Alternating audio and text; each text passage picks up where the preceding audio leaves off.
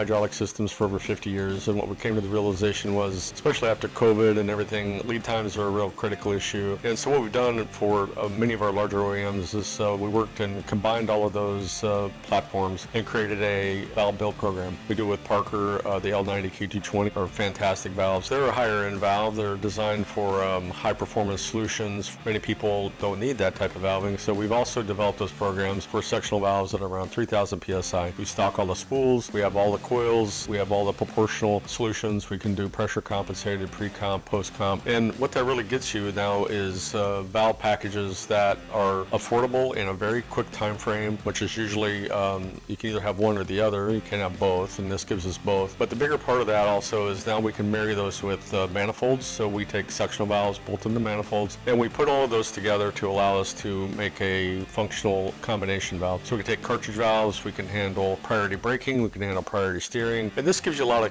of functional capability to make it flexible. The bigger point of this build program, though, also gives us the ability to allow you to scale your machines. So if you've got the good, better, best concept, what this allows you to do is have that platform, but then we can build that in a sectional format, and then availability is there. What this also does is allow cash flow movement for the customer base, so you don't have to have a lot of cash out, or you don't have to have a lot of long-term planning or inventory, because now we have flexibility. It really works for purchasing people, because now the purchasing groups have the ability to order in a timely fashion. Engineering can make changes quickly without it wrecking supply chains, or if they have a problem and they need to make a change in the machine fairly quickly, they can do that. This flexibility in the build program allows us to develop a lot of different solutions. We provide bulk, and then we can supply 20 machines here, 100 machines there, and gives us a lot of flexibility. The custom manifolds are specific. They're going to be specific to the customer, but integration into the sectional valves has a really huge impact on the machine development. A lot less connectors, a lot less plumbing, cleaner lines, easier to service,